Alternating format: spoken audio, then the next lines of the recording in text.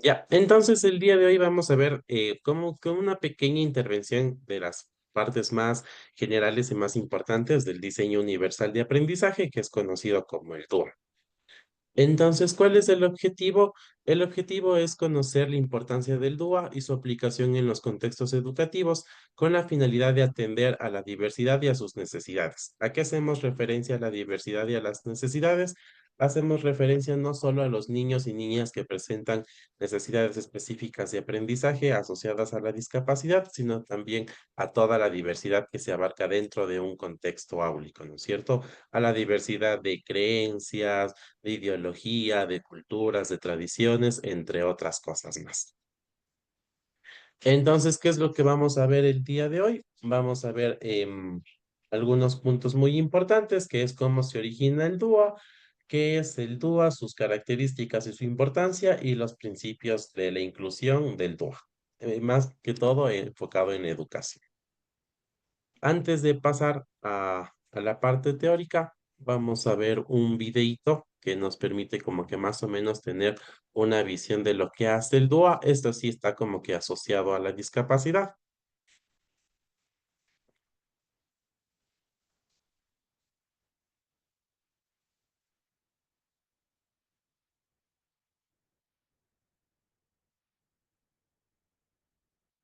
Me dicen si se escucha, si se logra escuchar el video. Todavía no, me parece porque no le has puesto play. Ahí sí se escucha. No,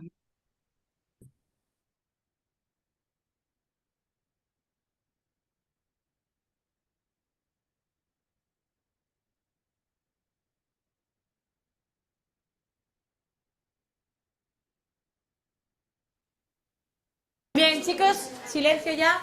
Para mañana quiero que me escribáis una redacción de la longitud que queráis, pero el tema tiene que ser el siguiente: los colores de las flores. Okay, now close your books, pick your things and line up.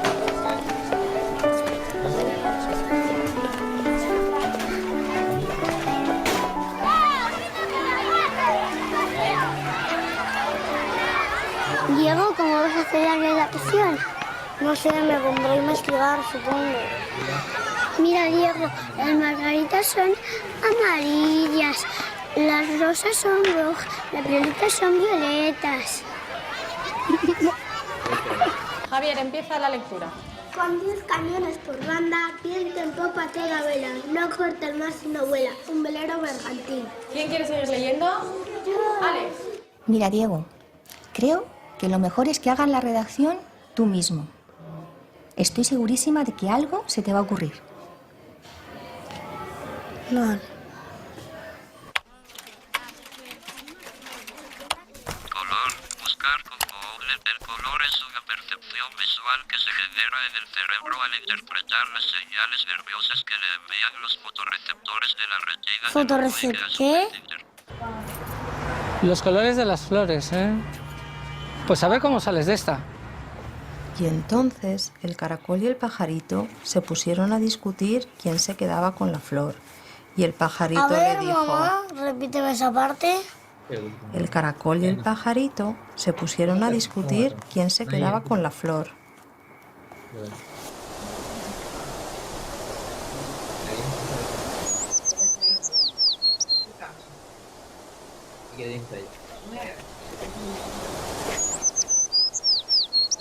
Tienes que ver.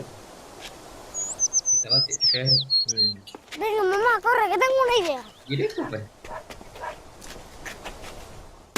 Escucha, Diego. El color es una percepción visual que se genera en los fotorreceptores.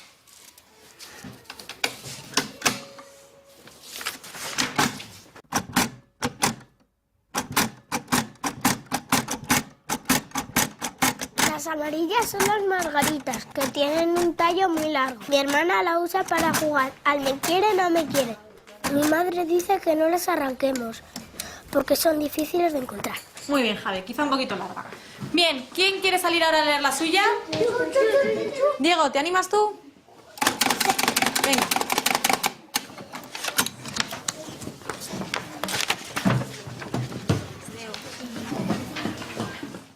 Las flores son de color pajarito y hay muchos colores de flores. Por eso hay tantos pajaritos, porque hay un pajarito para que cada flor tenga su color. También hay flores color abeja o color vaquita del campo. En el campo de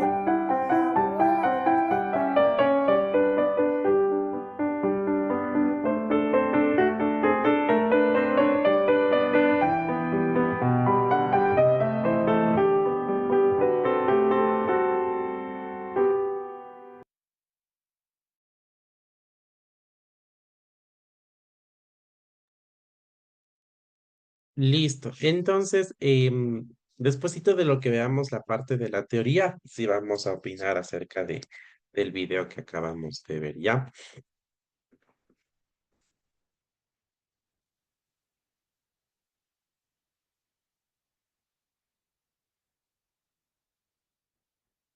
Entonces, ahora sí vamos a pasar al origen del dúo. El dúo surge en la década de los 70 como parte de la arquitectura. ¿Por qué surge en la década de los 70 como parte de la arquitectura? Porque en esta época surgían los movimientos de vida independiente. No sé si ustedes han escuchado alguna vez sobre los movimientos de vida independiente. No, Cris. Ya, los movimientos de vida independiente surgen como un movimiento, como todos los movimientos, valga la redundancia, movimientos indígenas, movimientos LGBTI, entre otros, pero los movimientos de vida independiente surgen como la necesidad de las familias que tienen personas con discapacidad de buscar alternativas para que sus familiares tengan acceso a todas las estancias, ¿no es cierto? Entonces, ¿por qué surge como la arquitectura? Porque buscan la demanda de estas personas con discapacidad de generar espacios arquitectónicos de acceso universal para todos.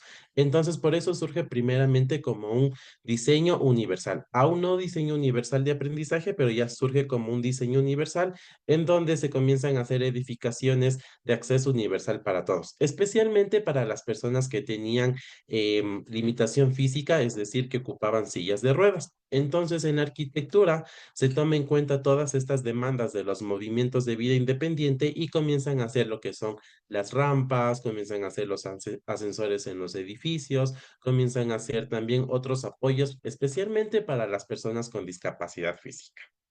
Entonces, tomando en cuenta esta referencia del diseño universal, es decir, de acceso universal a las partes de los edificios para todos y para todas, se toma en cuenta también para el proceso de enseñanza-aprendizaje. Y aquí ya se toma las siglas del DUA, que es Diseño Universal de Aprendizaje. Entonces, ¿cómo surge el DUA en educación? Surge ya con un enfoque didáctico, es decir, tomando en cuenta todos los procesos de enseñanza-aprendizaje para aplicar a la educación.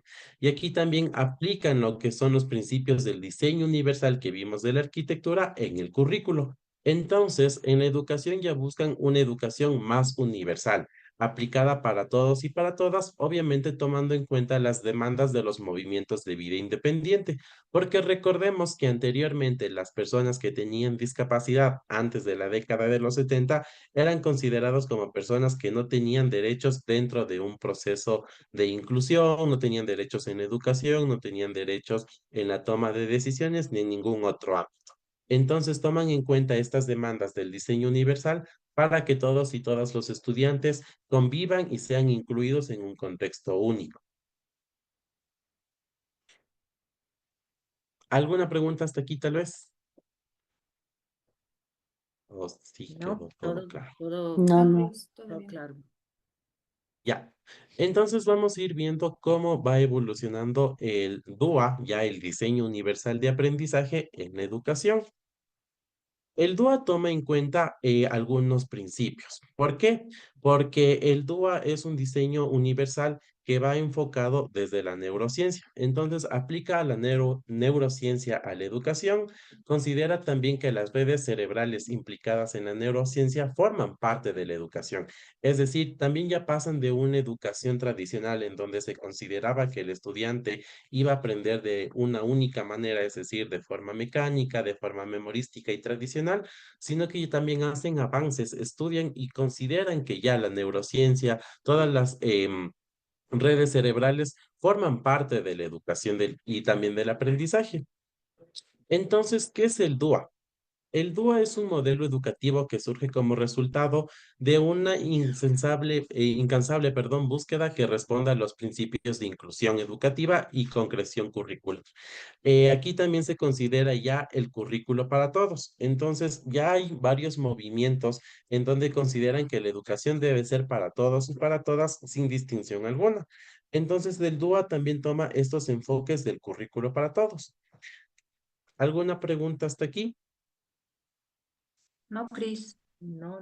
Más No, bien, no, Cris, no. yo no sé, me encanta porque quisiera ahí, por ejemplo, si nos das un espacio de las metodologías que nosotros usamos, ¿cuál nos serviría para este currículo para todos? O sea, dejaría como esa sugerencia para pensar entre todos y todas. Ya, sí, eso justamente lo vamos a ir como que relacionando también con el video que hemos visto al inicio, ¿ya? Entonces, para recapitular, decimos que el DUA es un modelo educativo que toma en cuenta tanto los principios de la neurociencia y también los principios de un currículo para todos. En este currículo para todos se toma en cuenta a toda la diversidad. Es decir, en el currículo para todos que fue tomado en cuenta desde la Declaración de Salamanca, que no recuerdo exactamente el año, pero pueden estar buscando, se considera que la educación debe ser de acceso universal y sin discriminación, de acceso universal para las personas que tengan o no tengan discapacidad, también para las personas que vienen de grupos vulnerables y que también formaron parte de estos movimientos de vida independiente. Entonces, ¿cuáles son las características principales del DUA? Como les estaba explicando, el DUA toma en cuenta la neurociencia aplicada al aprendizaje. Considera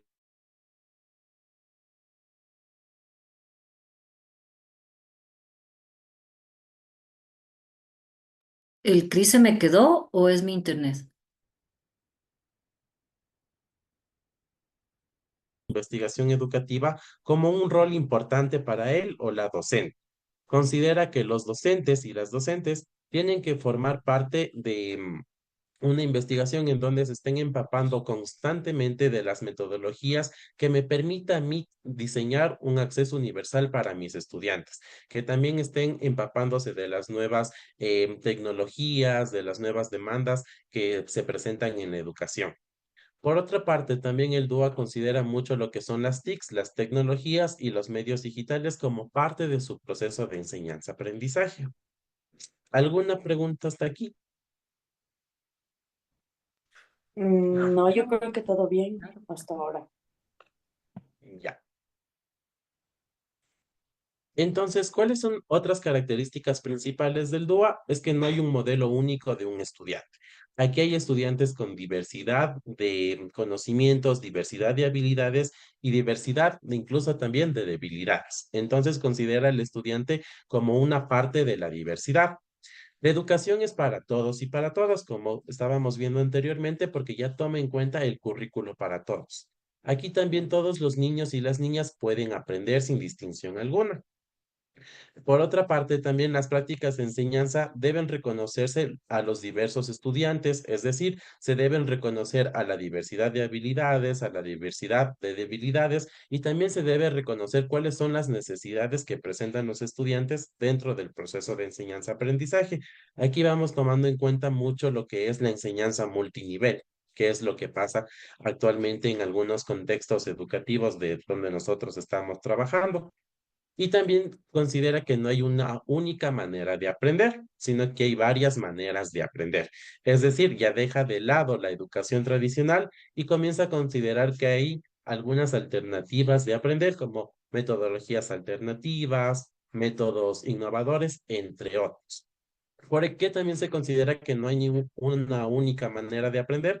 Porque también el DUA toma en cuenta lo que es la investigación educativa, que es lo que estuvimos viendo anteriormente, en donde considera que los estudiantes, perdón, los docentes deben irse empapando constantemente de las nuevas tendencias educativas para considerar que la educación tradicional no es la única forma como los estudiantes deben aprender.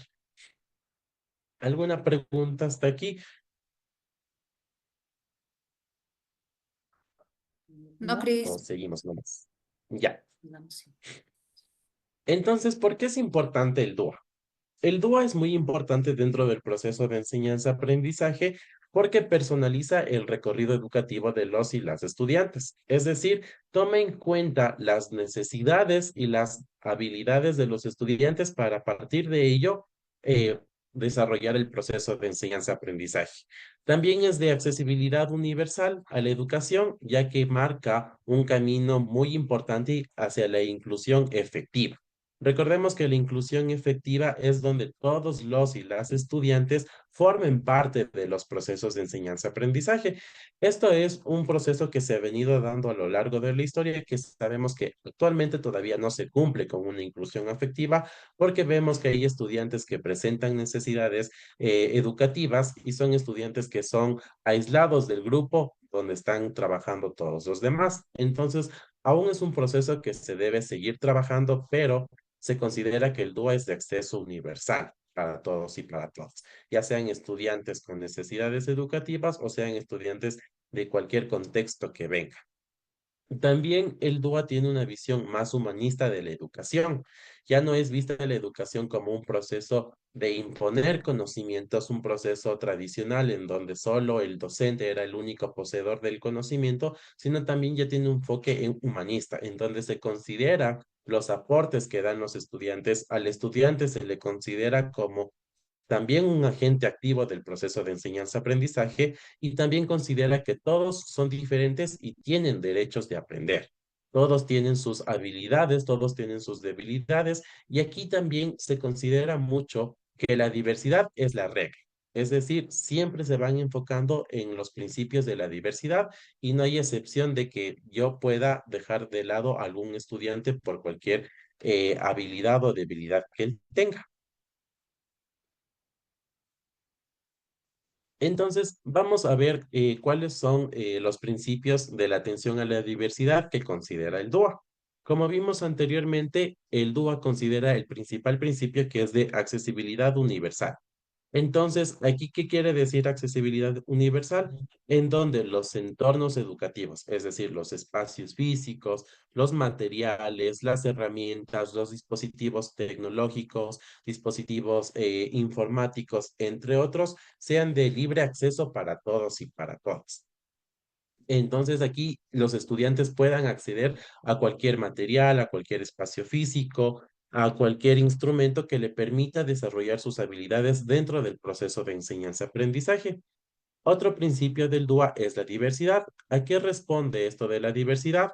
Es que se considera positivamente las diferencias de las personas, ya sean diferencias individuales, sean diferencias interculturales, sean diferencias de aprendizaje, pero la diversidad forma parte del proceso de enseñanza-aprendizaje porque también se considera que la diversidad es un principio para que todos y todas podamos aprender. Por otra parte, también se considera el principio de inclusión, en donde ya se eliminan las barreras de beneficio de derecho de educación eh, ¿cómo se me fue la palabra? A un grupo beneficiario, sino que también ya se considera que la educación debe ir a todos los grupos de las personas, ¿no es cierto? La educación debe ser para la diversidad, no solo para un grupo que tenía en esa época las demandas de la educación y también se considera que la educación debe ser de acceso, de permanencia al aprendizaje y de participación y promoción. ¿Qué quiere decir esto? De acceso para todos y para todas desde sus principales niveles, que es decir, desde la educación inicial, de permanencia que sea una educación continua, que no sea una educación interrumpida, que sea desde inicial hasta bachillerato que se considera y también se considera que la educación debe ser un en un proceso de aprendizaje en donde todos y todas aprendemos de la diversidad, de participación, porque todos y todas tienen derecho a participar activamente dentro del proceso de enseñanza-aprendizaje, y de promoción, porque todos cuando ya vayan aprendiendo, vayan subiendo a los diferentes niveles de educación. ¿Alguna pregunta hasta aquí? No, todo claro, parece. Ya.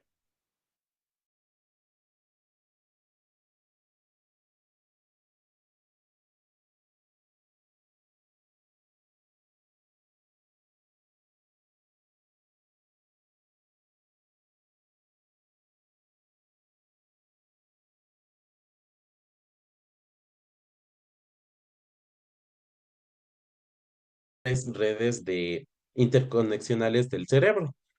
Entonces, el DUA considera lo que son las redes afectivas. ¿A qué hace referencias las redes afectivas? El por qué aprender.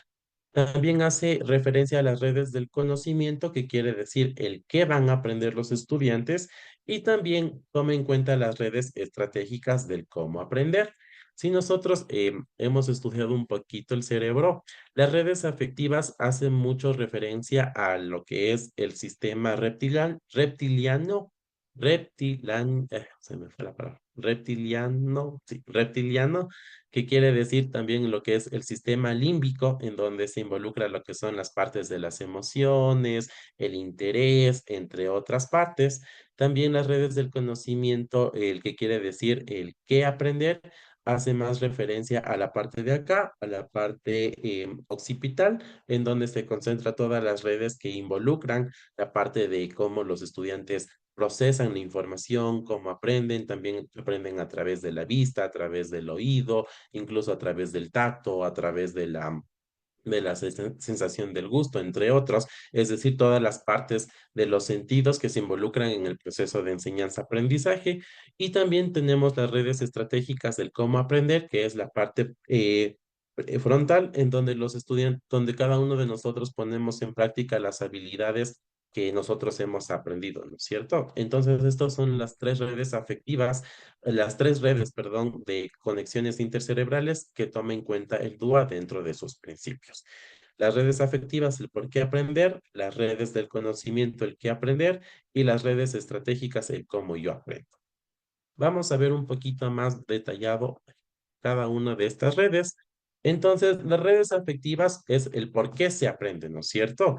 Entonces, aquí se considera mucho todo lo que es la motivación. ¿Qué quiere decir? El docente, antes de impartir sus conocimientos, debe motivar a los estudiantes para que haya este interés al aprender algo nuevo.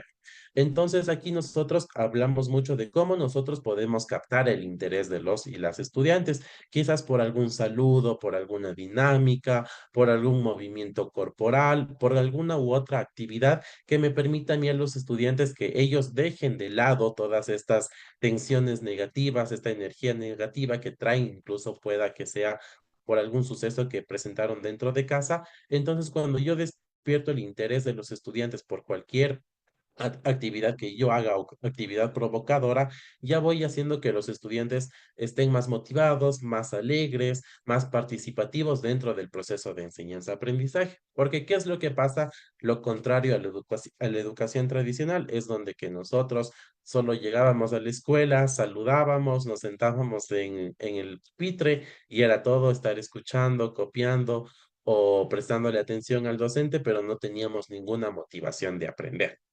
Entonces el dúo ya considera que debe haber una motivación previa al proceso de enseñanza-aprendizaje. Aquí también, ¿qué nos permite esta motivación previa? Nos motiva a que los estudiantes se mantengan con ese esfuerzo de seguir aprendiendo, que sean persistentes a aprender cosas nuevas y que se planteen retos. Aquí también dentro de la motivación se considera mucho que antes de que nosotros desarrollemos el proceso de enseñanza-aprendizaje de cualquier tema, también nosotros planteemos retos a los estudiantes para que ellos se queden con esa sensación de querer saber más del tema que se está planteando. Y también permite que estas actividades de motivación se desarrolle mucho la autorregulación, porque nosotros requerimos que dentro de cualquier proceso de enseñanza-aprendizaje, tanto los estudiantes como los docentes se encuentren autorregulados, es decir, nos encontremos con las emociones y los sentimientos bien estables para que nosotros podamos aprender, porque si es que tenemos una sobrecarga de emociones y sentimientos negativos, no podemos aprender de una manera significativa. Entonces, estos son los principios que tome en cuenta dentro de las redes de afectivas, que es la motivación, que es despertar el interés a través de retos, a través de actividades de movimientos y a través de actividades de autorregulación de sentimientos y emociones. Entonces vamos a las redes de conocimiento, que quiere decir el qué se aprende. Aquí ya se hace más referencia a la representación de los conocimientos, es decir, qué es lo que va a aprender el estudiante. Y aquí también toma en cuenta mucho la percepción de los sentidos, porque los estudiantes pueden aprender a través de diferentes formas, es decir, pueden aprender a través de lecturas, a través de canciones, a través de la manipulación de materiales, entre otras cosas, pero aquí también se considera que el lenguaje y los símbolos forman parte del proceso de enseñanza-aprendizaje. Entonces, el que se aprende también hace referencia a todas las conexiones cerebrales que toman en cuenta los docentes y también tomó en cuenta el DUA para que los estudiantes aprendan. Se ve que no hay una única forma de aprender, que es decir, la forma tradicional en donde el estudiante tenía que estar copiando o respondiendo preguntas, sino también se descubrió que el estudiante aprende algunos temas nuevos a través de la audición, a través de la visión, incluso también a través de la manipulación de material concreto.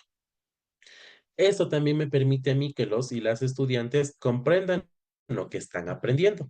Entonces, nosotros vemos que a veces, cuando nosotros impartimos una clase de manera tradicional, en donde solo le decimos que copie y nada más, y vemos que solo el dictado o solo la copia o solo los resúmenes como una única manera de enseñar, no es la correcta, porque después cuando preguntamos, los estudiantes no interiorizaron este conocimiento. Pero si nosotros vemos que los estudiantes ponen en práctica lo que es la manipulación de material concreto, algunas u otras técnicas de educación, es decir, yo que sé, que hagan mapas conceptuales, que leen la tecnología, que investiguen, que pongan en práctica otras habilidades más allá de una habilidad tradicional, vemos que los estudiantes comprenden, no al 100%, pero comprenden en su mayoría del tema que se está tratando.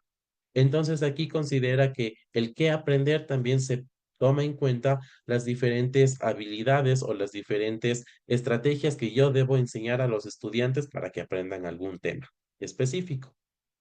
Y vamos por último a las redes estratégicas de cómo aprender. Aquí ya se hace referencia a la acción y a la expresión. Es decir, que la acción física en donde el estudiante pone en práctica todas las habilidades que él aprendió anteriormente. También porque se considera la expresión y la comunicación, porque aquí me permite que el estudiante sea el que exprese lo que aprendió, comunique con sus pares o comunique con la comunidad educativa lo que aprendió, cómo aprendió y qué obtuvo de ese proceso de enseñanza-aprendizaje. Y también considera mucho lo que son las funciones ejecutivas, en donde el estudiante ponga en práctica el conocimiento para habilidades de la vida diaria. Es decir, que el conocimiento no quede como solo para llenar en una prueba de conocimientos básicos o en alguna prueba de base estructurada, sino que también el estudiante ponga en práctica estos conocimientos para desenvolverse en la vida diaria. Y aquí vamos, por ejemplo, cuando nosotros planteamos las matemáticas, por ejemplo, como estábamos viendo la anterior semana, las matemáticas dentro de la cocina. Entonces aquí el estudiante ya va a saber que las matemáticas también se pueden emplear en la cocina o que también las matemáticas se pueden emplear, yo que sé, en la construcción. Las matemáticas se pueden emplear en diferentes contextos, no solo en una resolución de ejercicios matemáticos como hemos venido desarrollando anteriormente. Entonces, ahora sí, ¿alguna inquietud, alguna pregunta que tengan? Hola, Christopher. Yo tengo una pregunta con Di. respecto a este proceso de aquí que acabas de explicar. Creo que pudiéramos relacionarlo con un taller experimental, o sea, como la parte metodológica tal vez que se comentó en estos momentos, se pudiera como relacionar con las metodologías que nosotros tenemos y similarlo a un taller experimental. Sí, exactamente lo que tú mencionas, yo también lo he estado ligando al DUA con un taller experimental, porque, bueno, antes de pasar a esta aclaración, el DUA surge también como una alternativa de dejar de lado lo que son las adaptaciones curriculares. Entonces, es un proceso que todavía se está dando por parte del Ministerio de Educación, que ya dejen de hacer los docentes las típicas adaptaciones curriculares, sino que también tomen en cuenta los principios del DUA dentro de sus planificaciones. Entonces, como tú estabas mencionando anteriormente, el DUA surge o se liga mucho con lo que es el taller experimental, pero también con otras metodologías. ¿Por qué el taller experimental? Porque si es que nosotros vemos, dentro del taller experimental tenemos un despertar el interés, que tenemos las redes afectivas, ¿no es cierto? En donde planteamos un reto al estudiante o en donde hacemos cualquier actividad para despertar el interés de aprender por el estudiante. Entonces también tenemos lo que es la segunda fase del taller experimental, en donde los estudiantes ponen en donde aprenden los conocimientos a través de diferentes cosas, ¿no es cierto? Como la manipulación de material Montessori, la investigación, entre otras cosas, que los estudiantes se van apoderando del conocimiento y finalmente tenemos lo que es el cómo nosotros ponemos en práctica los conocimientos a través de exposiciones, de talleres, de foros, entre otras actividades. Pero sí, justamente es una buena relación del DUA con la metodología de talleres experimentales. Otra pregunta, A tal mí, vez. a mí me surge una inquietud, porque esto de motivar, ¿no es cierto?, se habla bastante y yo me pregunto, nosotros que ahora a veces tenemos que hacer este ejercicio de trabajar con adultos a cargo de los niños, ¿no es cierto? Tal vez es un poquito más fácil motivar a los niños y yo me pregunto cómo motivo a nuestros docentes, ¿no es cierto? ¿Qué les motiva a nuestros docentes? Em, y ahí me pregunto qué habilidades podríamos nosotros sugerir a nuestros docentes que deben tener para poder motivar en base al interés del otro, porque hay veces que como adultos nosotros tenemos un montón de intereses, depende también de las escuelas en las que nosotros estamos, depende de un montón de cosas, entonces no sé si por ejemplo, los adultos tienen el interés de la obediencia, por ejemplo, que es mucho más fácil tener un montón de niños obedientes y ahí la educación sería súper fácil. Pero no, ahora hay cada vez más divergencia, ¿no es cierto?, en la manera de aprender. Entonces ahí se me viene esta inquietud de cómo podemos trabajar nosotros con nuestros docentes para hacerles saber que tenemos que motivar en base a los intereses de un otro, no de yo como docente, sino de mis alumnos. ¿Y cómo hago? ¿Cómo hago si tengo 30 alumnos, 20 alumnos, a veces tienen hasta 40 más alumnos, ¿no es cierto? ¿Cómo hago yo para cachar, ¿no es cierto?, los intereses de cada una? Porque una cosa es trabajar en una escuela especializada donde sí que tenemos que ver, es más fácil tal vez armar espacios y cosas con niños de distintas habilidades, bueno, tú le dices, yo le llamo necesidades especiales, pero tú le llamabas otra forma, pero por si tú tienes un niño autista, si tú tienes un niño ciego, si tú tienes un niño en silla de ruedas, si tienes una escuela especializada, se arman los ambientes para que cada quien aprenda como a su ritmo. Pero ahora, cuando tienes 40 alumnos, donde es súper difícil saber qué son los intereses de cada uno, qué habilidades, porque dices diferentes habilidades, ¿no es cierto? Y ahora no todos aprenden escuchando, ahora tienen otros intereses. Entonces ahí yo como que me gustaría que reflexionemos entre todos cómo les ayudamos a nuestros docentes a que salgan de su adultismo, ¿no es cierto? Y empiecen a mirar cuáles son realmente los intereses de cada uno de mis 40 estudiantes para desde ahí motivar.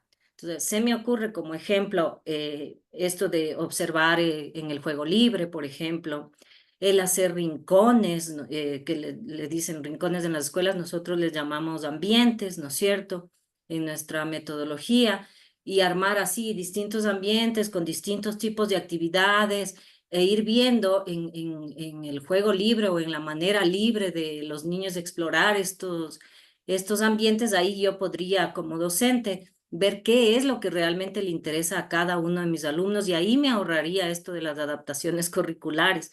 Si yo hiciera más ambientes, por decirte como docente, hago por ahí un rinconcito, un espacio o una esquina en mi propia aula de, no sé, con materiales concretos de matemáticas, otra esquina de libros, otra esquina de, bueno, depende también del nivel en el que esté trabajando, pero se me ocurre que como metodología para cachar cuál es el interés de cada uno de mis estudiantes, nos sirve mucho esto de aprendizaje por ambientes.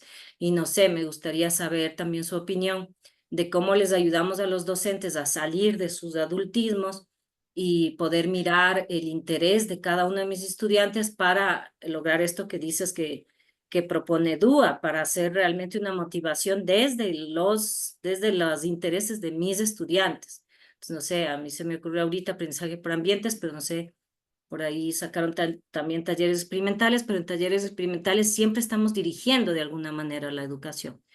Y ahí les pregunto si alguien ha sido docente o han mirado a sus docentes, cómo podríamos mirar los intereses realmente de cada uno de mis estudiantes.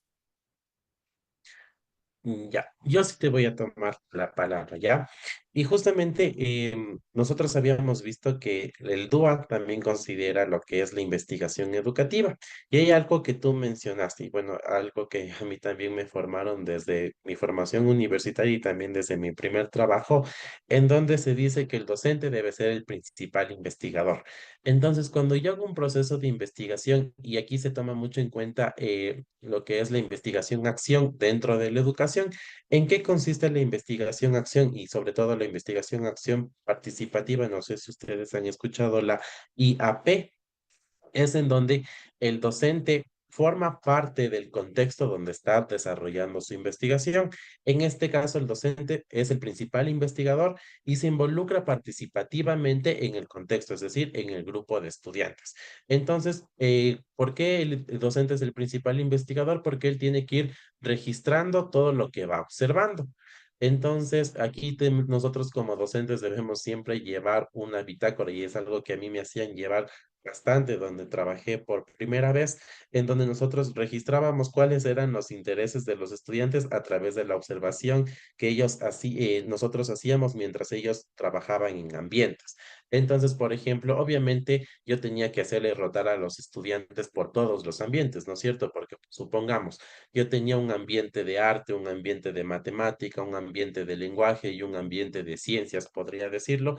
Y si es que yo les decía a los estudiantes como que accedan libremente a los ambientes, por lo general los estudiantes no me van a acceder a los ambientes del lenguaje ni a los ambientes de matemática. Todos se quieren como que colapsar en el ambiente de arte o en el ambiente de ciencias. Entonces nosotros, bueno, desarrollábamos actividades grupales en donde rotábamos a los estudiantes constantemente en los ambientes y ahí miraba más o menos cuáles eran las habilidades que tenía el estudiante, ¿no es cierto? Entonces decía, fulanito de tal tiene más habilidades para sumar. Entonces sí iba registrando en mi bitácora cuáles eran las habilidades de cada uno de los estudiantes o que incluso se le hizo difícil desarrollar alguna actividad en algún ambiente. Entonces eso me permitía a mí como que también ir generando otros grupos de trabajo en donde los mismos estudiantes sean quienes apoyen a sus compañeros. Entonces aquí viene mucho lo que es la tutoría entre pares, en donde los estudiantes entre ellos se apoyan cuando yo hago alguna actividad grupal y resultaba muy bonito. Y también porque se considera la investigación educativa es porque aparte de que yo sea como un investigador y vaya registrando todo lo que voy observando dentro del proceso de enseñanza-aprendizaje, es que también dentro de la investigación y acción participativa, los agentes que están siendo investigados, en este caso son los estudiantes, puedan expresarnos cuáles son sus demandas que requerimos que ellos atiendan. Entonces aquí también podemos considerar mucho lo que son las asambleas o el contrato didáctico, en donde yo puedo escuchar a los estudiantes cuáles son sus intereses y puedo poner en práctica dentro de mi planificación. Recordemos que el DOA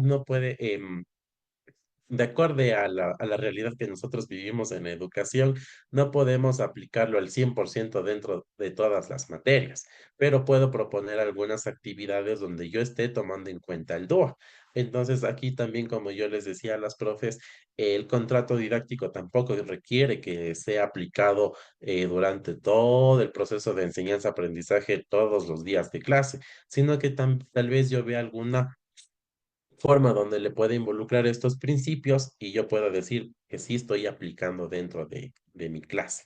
Entonces, el contrato didáctico o las asambleas también surgen como un proceso en donde yo pueda conocer cuáles son los intereses comunes, porque recordemos que el DUA no es netamente personalizado para cada estudiante, como lo que hacen las adaptaciones curriculares.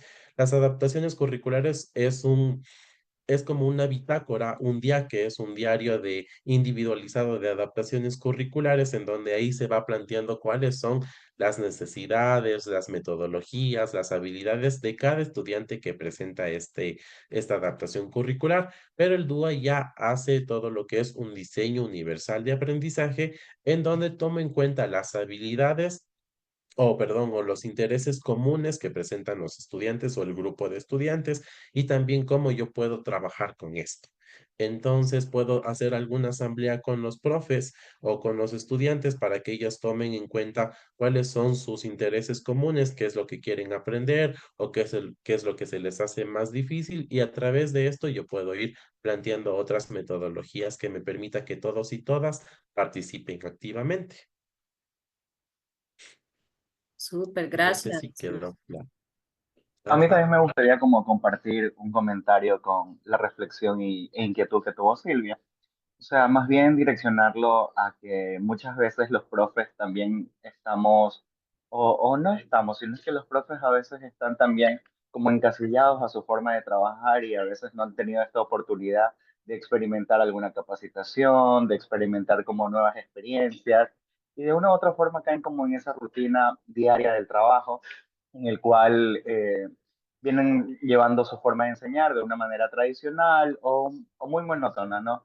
Entonces, también hay otro lado de profesores que de pronto no están cerrados a la idea de que es lo que yo quiero compartir, es lo que yo quiero enseñar y de esta forma vamos a trabajar.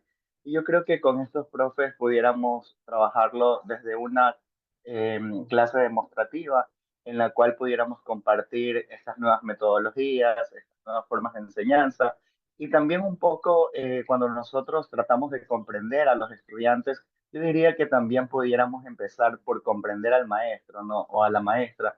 Muchas veces no sabemos la situación anímica o el estado emocional que tiene ese profesor o profesora y que tal vez no debería ser lo ideal o lo correcto, ¿no? Venir como a trabajar de esa manera porque en realidad no va a funcionar bien. Estamos trabajando con mentes, estamos formando jóvenes, adolescentes, pero de una u otra forma no dejamos de sentir y de ser seres humanos. Entonces, sí es como un poco también a veces ponernos en los zapatos del profesor o la profesora, entender qué le pasa desde su realidad, conversarlo y tratar de justamente decirle esto, ¿no? Como el desaprender para volver a aprender. Muchas veces estamos encasillados a que lo que yo me he formado, lo que yo sé es lo correcto, etcétera. Y no está mal, sino también como darse esa oportunidad de que podemos desaprender un momento, podemos volver a aprender algo distinto y podemos adaptarlo a nuestros estudiantes. Y de ahí ya con los estudiantes también entender que incluso las edades influyen. Por ejemplo, con niños de educación inicial no vas a poder trabajar de la misma manera como lo trabajas con elemental y media o la básica superior, que ya vienen siendo adolescentes. Eso también es muy importante porque el lenguaje que tenemos hacia nuestros estudiantes influye mucho en la manera de cómo enseñamos, de cómo llegamos a ellos, porque se me ocurre, solo por poner como ejemplo, ¿no? Tal vez el Baby Shark que le cantas a los de inicial no les va a servir a los de elemental o a los de media, por ejemplo, ¿no? Entonces, sí es muy importante como también eso, ¿no? Entender, comprender a nuestros estudiantes desde una asamblea, desde los ambientes, como también lo planteaba Silvia, ¿no? Creo que al momento de crear estos ambientes hay como esa forma en poder ver, incluso cuando son cantidades grandes de estudiantes, porque eso es un desafío también que presenta la educación. ¿Qué pasa cuando tenemos a 40, 50 estudiantes en un solo salón y trabajamos una hora? Y también se presenta y se vuelve un desafío, ¿no? Yo creo que ahí los ambientes sería perfectos como para conocer eh, rápidamente ciertas adaptaciones que se requieran, pero también cuando tienes muy pocos estudiantes, te permite tener como una atención personalizada, ¿no? Entonces eso, Silvia, quería como compartirte también esa reflexión de esa pregunta bonita que hiciste. Gracias, muchas gracias. Yo no sé si, bueno, como no han alzado la mano y ojalá se peleen por hablar, pero está súper interesante este tema. Se me ocurre también como reflexión que pedagogía, porque nosotros estamos haciendo de alguna manera pedagogía. Si soy un técnico, estoy haciendo pedagogía para mis maestros, ¿no es cierto?, en la escuela. Y como dice Jonathan, y tengo que demostrar que estas metodologías funcionan y tengo que hacer clases demostrativas, ¿no es cierto? Y tengo que demostrar seguridad, además cuando hago estas clases demostrativas, que si soy un técnico con mucha experiencia como docente, voy a ser tal vez y más seguro o segura esas clases demostrativas, pero pasa también que soy muy joven, puede ser, ¿no es cierto?, como técnico, y me enfrento a un grupo de maestras que tienen 15 años de experiencia más que yo como técnico. Entonces, y bueno, y después si soy docente de niños y niñas o de jóvenes, se me viene esta reflexión de que si estoy haciendo pedagogía de alguna manera y conectándolo con lo que nos acabas de compartir tú, Cris, se me hace que una de las habilidades que deberíamos preocuparnos, no sé si preocuparnos, no me gustó esa palabra, pero es la que me salió, eh, quienes nos dedicamos a la enseñanza-aprendizaje, es que debemos tratar de desarrollar la habilidad del altruismo, ¿no es cierto? Porque yo tengo que aprender a salirme de mí para ver qué necesita ese otro y desde ahí proponer actividades y cosas. Esa reflexión quería compartir. Sí, exactamente como ustedes también estaban mencionando, recordemos que la motivación que debe hacerse no solo es despertar el interés para un conocimiento, ¿no es cierto? Sino que también hace referencia que la motivación debe ser que los estudiantes antes, tanto los estudiantes como los docentes, antes de empezar con las clases, estén autorregulados. Entonces, aquí también se propone que dentro de la motivación se haga alguna actividad para la autorregulación, porque sabemos que hay estudiantes que vienen muy tristes, hay estudiantes que vienen muy enojados, e incluso también lo que yo les explicaba a las docentes en su momento cuando era técnico, les decía, ¿qué es lo que pasa cuando nosotros como docentes llegamos todo con pereza? Llegamos desanimados, contagiamos de esa energía a los estudiantes y ahí vemos que los estudiantes también comienzan como que se están durmiendo en clases, que no quieren participar, no se sienten motivados, no se sienten alegres, no se sienten dinámicos. Entonces yo les ponía como que a manera de reto les decía, vengan un día así súper felices, súper motivados, canten con los estudiantes, bailen, hagan cualquier actividad de movimiento corporal que permita como que liberar esas tensiones y van a ver cómo aprenden después. Entonces, la motivación va tanto para estudiantes como para docentes. Eso es lo que permite mucho lo que es la autorregulación. Teníamos una pregunta de Javier y de ya vamos con las demás personas, ¿ya? Hola, ¿qué tal, Christopher? Primero, agradecerte bastante y felicitarte por esa capacidad de resumir todo un modelo como el DUA en esas diapositivas, ¿no? Es algo muy interesante y me gustó bastante. Sí. Dentro de esto, justamente cuando los investigadores de edificios, los arquitectónicos, todos estos, en la década del 70, como tú dijiste, mandan pues al mundo el DUA o solo el diseño universal nada más, porque no era DUA, sino solo DU. En esa época, en 1984 se preguntaron los investigadores, justamente pedagogos, de que si es que una persona puede acceder a un edificio de manera diferente, ¿por qué también no poderlo hacer esto dentro de la educación? Y ahí es cuando que se crea el CAS, que es el Centro de Tecnología Especial Aplicada, el CATS, ¿ya? Y realiza un acercamiento en 1984 y hay unas guías que crearon justamente, que son las guías CATS, En el 2018, no estamos tan lejos, en el 2018 crearon unas guías CAS que son bien interesantes, pero también plantean algo que sí debemos considerar nosotros que estamos desarrollando metodologías diferentes a las tradicionales. Ellos ponen como un componente muy importante decir que la respuesta a que el DUAS realmente sea visible en el aula es a través del aula activa, del aula activa. Y eso es muy, muy interesante porque nosotros como Chango estamos proponiendo estrategias que tienen relación con el aula activa.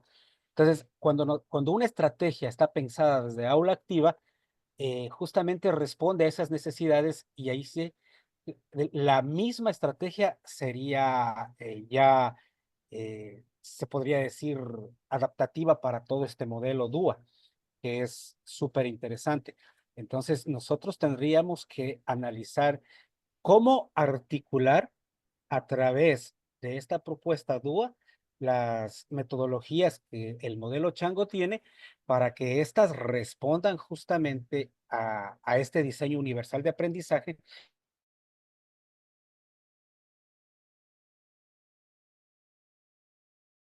Y sería muy interesante que lo hagamos y tú que tienes mucho conocimiento podrías también apoyar en esta situación. Eso nomás, mi estimado Christopher, y muchas gracias por tu presentación. Ya, muchísimas gracias. Vamos con José. Buen día con todos y todas. Gracias, Chris. Muy chévere. Yo no conocía el DUA y ahora siento que sé un poco más de este método para poder enseñar. Me gusta mucho también aprender de la diversidad. Siento que he trabajado bastante en charlas con personas adultas y como por mi propia motivación he buscado formas de captar la atención y ahora que estoy en territorio me gusta mucho cuando trabajamos con docentes y cuando es un grupo un poco más grande. Siento que lo que también podría aportar desde mi conocimiento es cuando estamos con un grupo de adultos específicamente, si nosotros podemos dar algo, sea de tomar o sea de degustar, estamos captando su atención y motivando a la vez. Entonces, por ejemplo, un agua de cualquier sabor dulzón, que puede ser manzanilla, menta, estas aguas equilibran las emociones, nos ayudan a estabilizar desde nuestro estómago, que es nuestra tierra, nos ayudan a equilibrar estas emociones, que es algo que podríamos aplicar si es que es posible, obviamente, y también identificar a la persona, no sé si decir líder o a la persona que pues maneja el grupo o que habla más o que es más elocuente o que tiene como pensamientos diversos, divididos, no sé cómo decirlo, para como enfocarnos en lo que dice esta persona y poder de estas como de estas frases o de estas opiniones que la persona tiene, nosotros diversificar el aprendizaje del tema que estamos tratando a la vez. Siento que cuando trabajamos con grupos de personas adultas, al igual que con jóvenes y niños, hay un líder o lideresa que o puede ser quien fraccione el grupo hacia el no atender o quien nos podría ayudar a que este conocimiento sea más inquietante. Eso. Gracias. Gracias, José, por tu aporte. Vamos con Mika.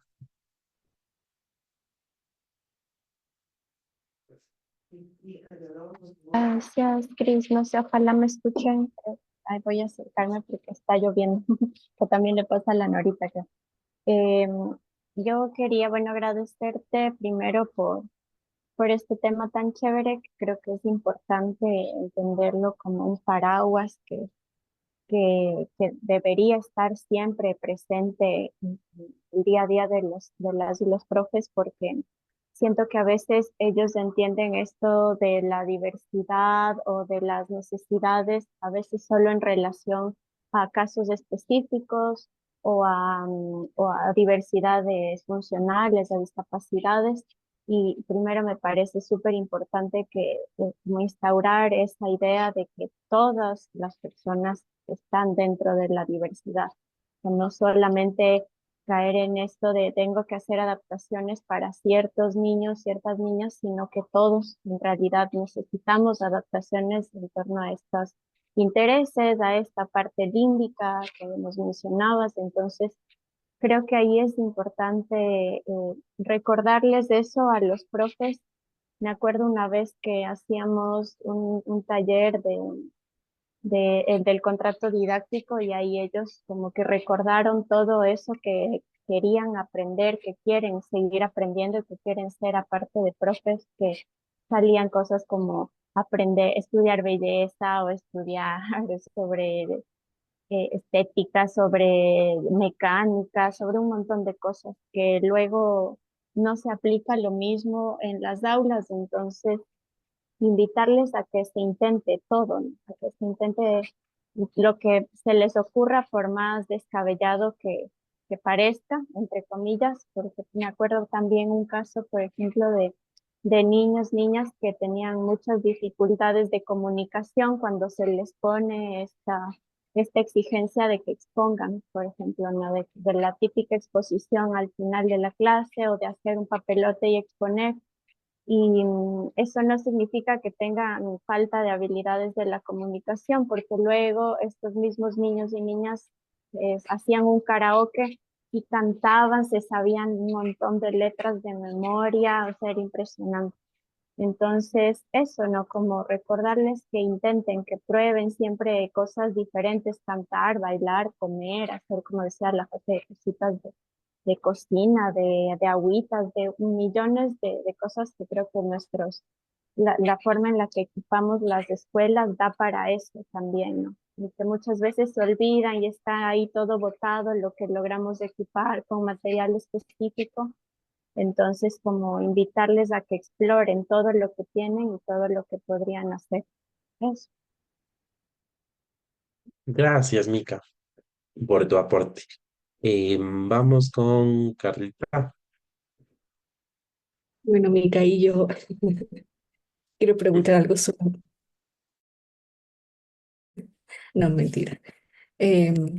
Bueno, primero, gracias, Cris, por esta expo, por este compartir de info que creo que genera inquietudes y también algunas afirmaciones para cada una de nosotros y nosotras. Lo que yo te quería preguntar era respecto a que, bueno, justamente cuando me encontraba en una de las escuelas con las que he trabajado, hablaban mucho del DUA por aquí, DUA por allá, y, y bueno, yo nunca tuve como la motivación para acercarme a esta información, pero ahora que la presentas, sí se me generan inquietudes respecto a, ejemplo, tenemos diferentes tipos de discapacidades, necesidades específicas, etcétera. Pero ¿hay algún documento o algún aporte que se realice, ejemplo, de parte del Ministerio de Educación o de algún centro que nos permita reconocer cuáles serían no sé, las actividades o las posibilidades que tenemos para trabajar en el dúo? Porque estaba pensando en algunas actividades que nosotros proponemos como modelo en las diferentes metodologías y claro, sé que tiene que ver mucho con la investigación personal, muy particular de cada una, pero también sería interesante que reconocer si hay algún medio o instrumento que nos permita dar lectura o que nos permita acercarnos justamente a esto que se puede aplicar. No sé si me hago entender. ¿Haces referencia como, por ejemplo, a algún formato de planificación, algo así? No tanto de planificación, sino como, ok, ¿cómo podemos activar el primer momento con las diferentes, no sé, discapacidades o necesidades específicas? Como, Mm, como más eso. Porque estaba también pensando en el video que presentaste en el inicio. Es como, o sea, si yo no sé braille o si no reconozco como o si no soy tan creativa, o si tengo muy poca información, o no tengo facilidad de acceso a información. O sea, ¿qué recursos puedo presentarle a un profe o a una profe para que pueda apoyarse y reconocer realmente qué puede hacer como eso? Ya, verás, justamente hay un documento del Ministerio de Educación habla sobre las adaptaciones curriculares. Ya les voy a buscar si yo sí tenía ese documento. Entonces, ahí también te habla mucho cómo debe darse los momentos en cada una de las clases, ¿no es cierto? Cómo yo debo hacer, qué actividades propone el ministerio, ¿no? Para motivar a los estudiantes, qué actividades propone o qué metodologías propone para el proceso de enseñanza-aprendizaje, otras metodologías de evaluación, que vemos que la evaluación por prueba escrita no es la única forma, sino que ahí te va proponiendo diferentes estrategias que tú puedes tomar en cuenta dentro de tu planificación. Pero en sí también el DUA como un formato, por así decirlo, como los mandan los formatos a los docentes de las guías de adaptación curricular, no hay. O sea, el DUA todavía no tiene, por parte del Ministerio de Educación, no tiene su propio formato en donde digan, a ver, vamos a planificar en base al DUA, pero sí proponen diferentes actividades, tanto de motivación como actividades metodológicas, entre otras, que es justo este documento de la guía de adaptaciones curriculares para los docentes. No sé si te logré aclarar la pregunta. Christopher, yo tengo una pregunta con base a lo que acabas de comentar. Lo que sucede Dime. es que Lo que sucede es que cuando yo relacionaba esta propuesta metodológica del TUA con el taller experimental, justamente era lo asimilaba porque tiene como tres momentos, que es inicio, desarrollo y cierre. Y en el inicio nos propone que hagamos como una activación del conocimiento, como bien ya lo acabaste de explicar. Entonces, es como justamente eso, ¿no? El activar el conocimiento previo. En el desarrollo ya es donde nos dice cómo la metodología la debes de llevar de esta manera, con las diferentes estrategias que tú puedes eh, profundizar pues la clase de acuerdo al tema que vas a enseñar o lo que vas a compartir. Y en la parte del cierre estaba como esta reflexión donde te reúnes con los estudiantes y pues propones pues cuál ha sido el aprendizaje que has tenido, que han llegado y todo lo demás, ¿no?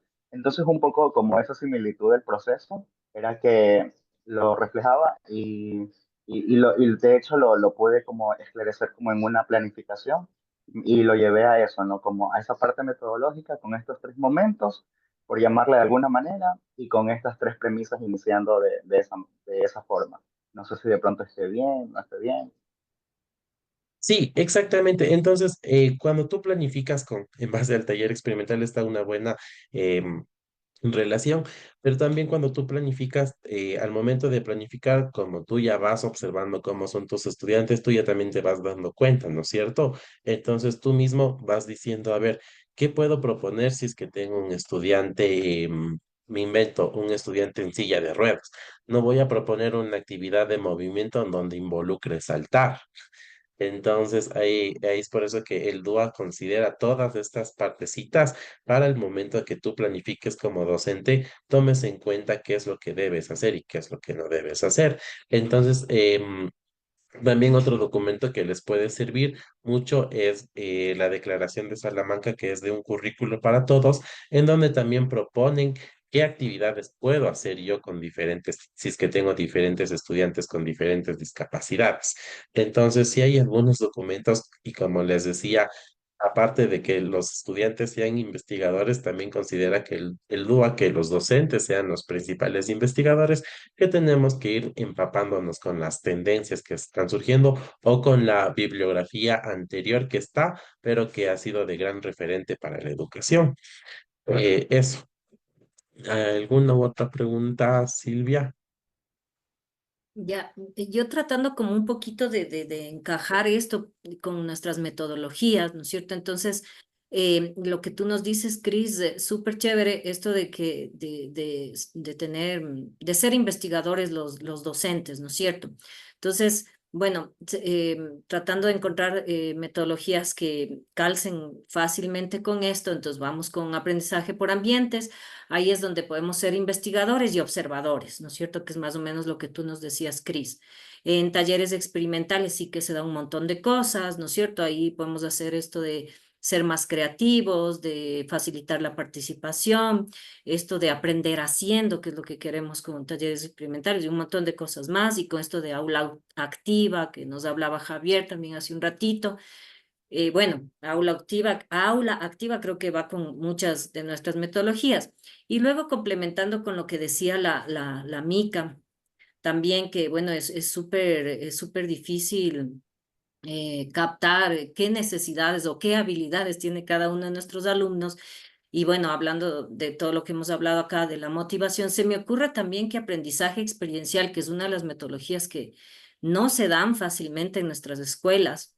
Jonathan, tú que estás en Ayampe, ojalá y sigan así de bien como en esta es donde, donde mejor ha funcionado. Y no sé, ojalá y alguien me cuente que hay una escuela donde funcione bien aprendizaje experiencial.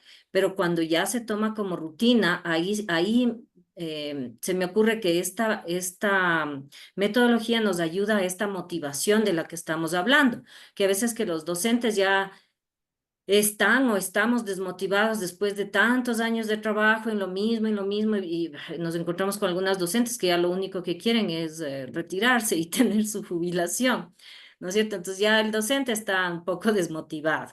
Entonces, qué lindo es el aprendizaje experiencial, porque aquí es donde hay adultos, ¿no es cierto? Las familias, los actores comunitarios de nuestras escuelas, son adultos que están súper emocionados de compartir sus saberes. Entonces ahí es donde hay esa energía que dice el Cris, que cuando el adulto está emocionado, el niño se empapa de esa energía y de esa emoción del adulto y empiezan a compartirse un montón de saberes súper bonitos.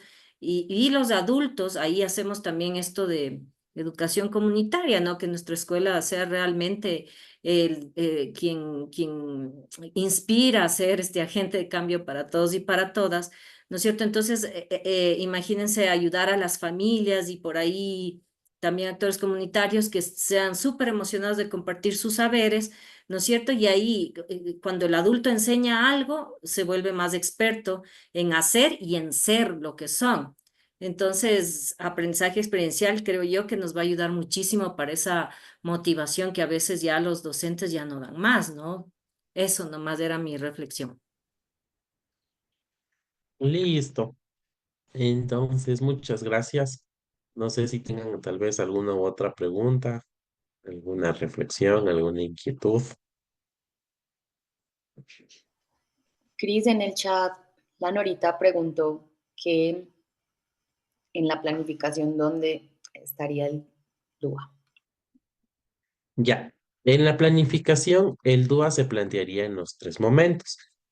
Bueno, tomando en cuenta, voy a tomar en cuenta la planificación que se emplea normalmente en la educación, ¿no es cierto?, por parte del Ministerio de Educación, que habla sobre lo que es el ERCA, ¿no es cierto? Entonces, esos son los tres momentos bueno, los momentos que se debe tomar en cuenta de la planificación. Entonces, en el ERCA, nosotros planteamos, si es que me equivoco, me corrigen, pero por ejemplo, en la E hacemos como que una experiencia, ¿no es cierto? Una experiencia y una reflexión en los dos primeros momentos. Entonces, ¿cómo se toma en cuenta el DUA? Aquí viene lo que son en la experiencia y en la reflexión las redes afectivas. Es decir, yo qué hago para que los estudiantes se motiven o despierten el interés antes de pasar a un tema en específico. Entonces, por ejemplo, yo les motivo quizás cantando alguna canción, viendo algún video, haciendo un movimiento corporal o como yo sabía hacer con mis estudiantes cuando era profe, les motivaba mucho llevándoles a hacer alguna observación. Entonces íbamos a dar un recorrido por el parque, si es que teníamos un pequeño huerto por el huerto, o yo simplemente hacer una observación al cielo o cualquier cosa, ¿no es cierto? Una actividad concreta que me permita como motivar a los estudiantes. Y ahí viene lo que es el momento de la R, que es la reflexión en el ERCA, en donde yo les voy preguntando a los estudiantes qué hicimos, ¿no es cierto? Ahí me van surgiendo un montón de temas, me van diciendo, por ejemplo, los estudiantes que observaron que el cielo estaba oscuro, por qué el cielo estaba oscuro, entre otras cosas. Viene también lo que es la conceptualización en el ERCA, que es la C, y también viene la segunda, voy a ver, para que no errar. Viene lo que es el qué aprender, se relaciona mucho con la conceptualización, en donde yo ya como docente voy planteando el proceso de enseñanza-aprendizaje o voy impartiendo el tema, pero ya no de forma tradicional, sino que yo voy viendo que hay otras alternativas de que los estudiantes puedan aprender. Quizás les voy impartiendo el tema a través de una investigación o a través de la manipulación de material concreto o a través de un círculo de la palabra, de la reflexión, o a través de lo que se llama el aula invertida, en donde los estudiantes van construyendo los conocimientos y yo solo voy reforzando lo que se necesita reforzar. Y viene lo que es en el último momento del ERCA, que es la aplicación, yo le voy ligando al DUA con lo que es con las redes estratégicas, en donde los estudiantes apliquen los conocimientos aprendidos a través, puede ser de la resolución de algún problema, a la resolución de algún reto o a través de alguna actividad concreta en donde los estudiantes pongan en práctica todos sus conocimientos y den a conocer los hallazgos o los resultados que obtuvieron durante todo este proceso de enseñanza-aprendizaje. No sé si te quedó claro o necesitas alguna aclaración más.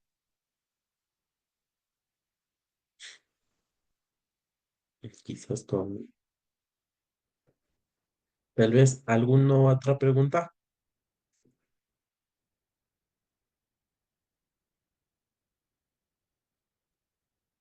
Eh, Mi estimado Christopher, una de las cosas que quisiera yo es justamente partir porque la pregunta que hicieron hace un momento de dónde me soporto también lo que el ministerio diga, ¿no?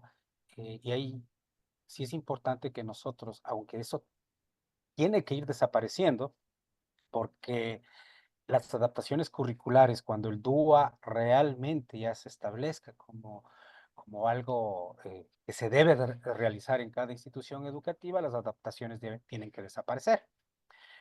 Sin embargo, las adaptaciones según los grados, estamos hablando de 3 grados de afectación, sí es importante que nosotros conozcamos y a profundidad para que desde ahí comencemos a hacer esos cambios. Los 3 grados de afectación y que propone el Ministerio de Educación y cómo ir haciendo las adaptaciones en sí, son muy importantes conocerlos a profundidad, porque ese es el principio del cambio. Eso nomás quería aportar, estimado Christopher.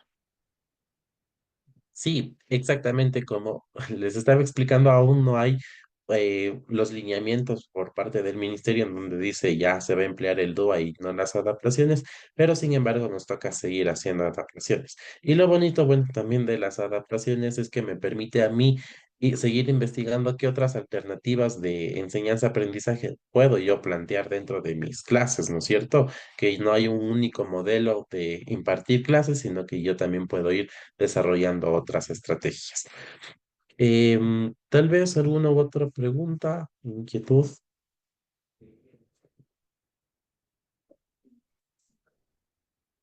Listo, si es que no hay más, vamos a pasar ya para ir finalizando.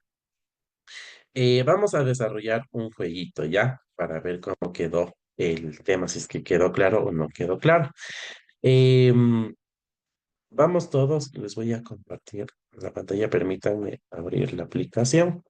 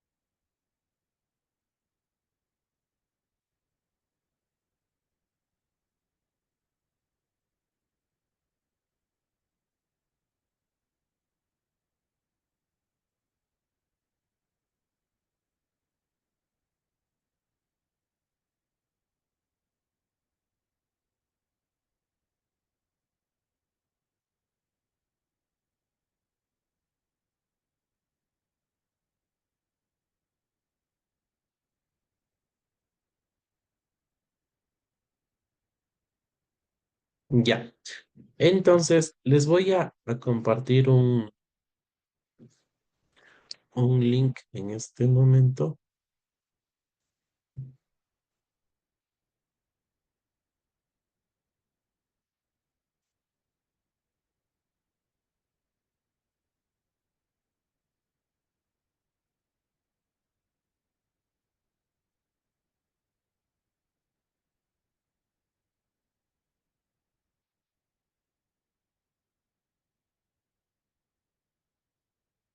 Todos a ingresar en nuestros dispositivos los que podamos, ¿no?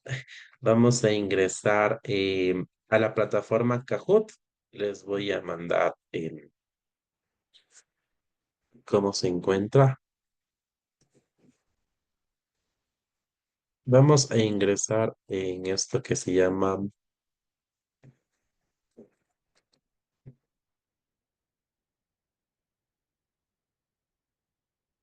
List. ¿A dónde nos mandas? Ya les mandé aquí en el chat. Ah, en Zoom. Sí. A ver, O si es que podemos, o si es que podemos, ya les voy a compartir la pantalla. Vamos a ingresar a www.kahoot.it o si no, podemos escanear el código que ya les voy a compartir la pantalla. Sí, porque este enlace que nos Sí. mandaste da solo a la página principal, no al jueguito. Ya, entonces verán, vamos a hacer lo siguiente. Vamos a ingresar a www.kahoot.it o podemos escanear con nuestros teléfonos el código que está en la pantalla. Nos va a llevar directamente ya al juego. Si es que ingresamos con www.kahoot.it, ingresamos el código que está ahí, que son estos numeritos que están acá. A ver. Espérate, porque desde el teléfono también dices tú que se pueden.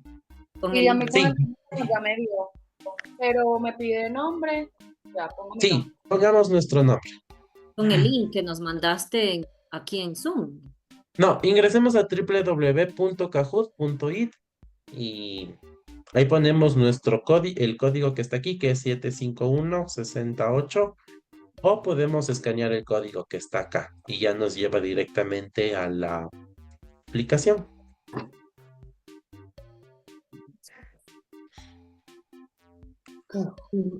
Ahí.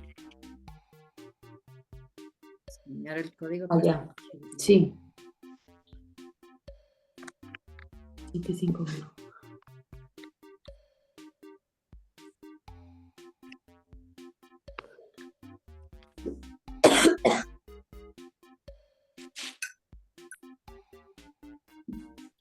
Ya. Sí funciona. Sí, ya les veo que están ingresando. Entonces, pero tenemos también que estar atentos a la pantalla mientras jugamos, ¿ya? Porque aquí en la pantalla, en mi pantalla que les estoy compartiendo, les va a salir la pregunta y ustedes van a seleccionar las respuestas desde sus celulares. Ya, entendido. Ya. Esperemos O sea, desde la compu no se puede hacer porque yo empecé desde la compu. Sí, también puedes empezar desde la compu. Y los que están desde el teléfono ya solo les ponen que están adentro y que veamos nuestro nickname en la pantalla. Ajá. Ya, Sí, yo vamos espero ahí que empiece ese seleccionando. juego. Hay que esperar. Sí, Ya. yo tengo que empezar el juego. Entonces ya, vamos a dar inicio, ¿ya?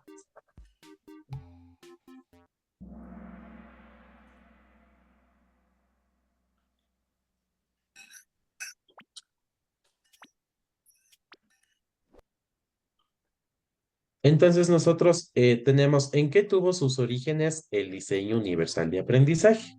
¿En la educación, en la ciencia, en la arquitectura o en la medicina? Ahí vamos a ir seleccionando nuestra respuesta.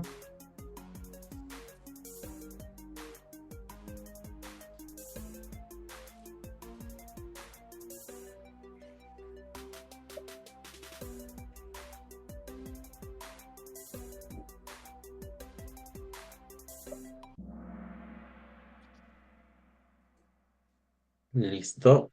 Vamos a la siguiente. Ahí va saliendo sus puntuaciones de pasito.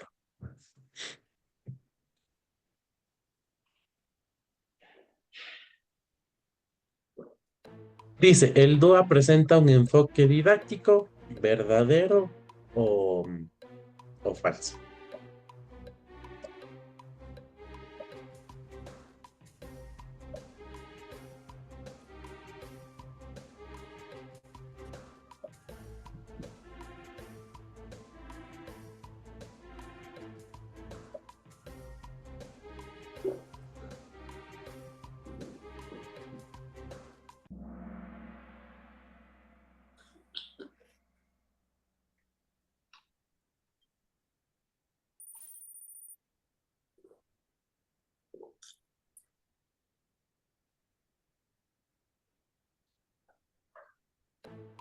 Tenemos qué área aplica el DUA dentro de sus principios: la medicina, la neurociencia, las inteligencias múltiples u otras.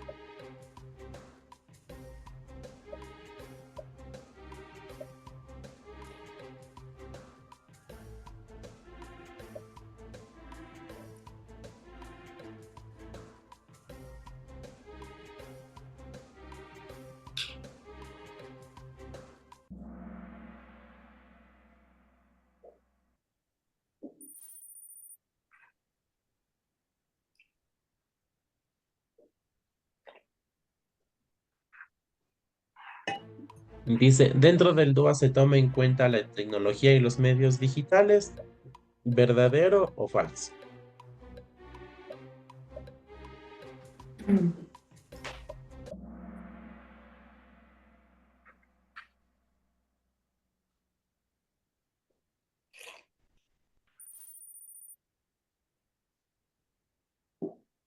Y vamos con la última pregunta. Dice, el DUA prioriza una educación personalizada e individualizada, ¿verdadero o falso?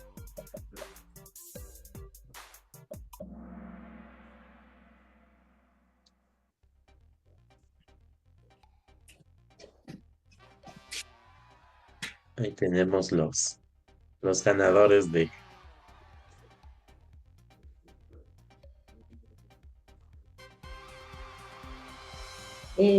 Cacho. A mí se me fue la tontería. Cacho. Ahí sí vemos quién ha estado más atento, no mentira. Eso sería todo por hoy. Muchísimas gracias a ustedes por el espacio. Espero que haya sido de su agrado y que hayamos aprendido mucho sobre este taller. Muchas gracias, Cris. Yo he aprendido un montón. Mil gracias. Gracias a ustedes. Y ya.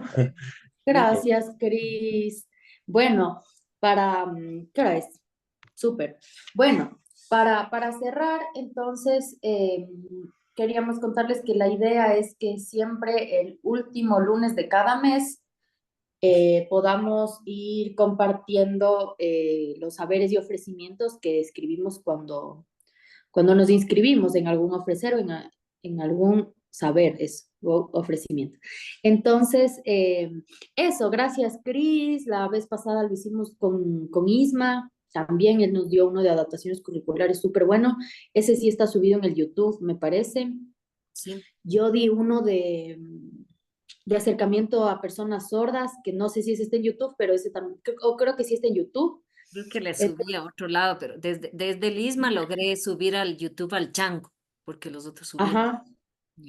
Ajá, entonces hay registro de eso y entonces está chévere que podamos ir revisando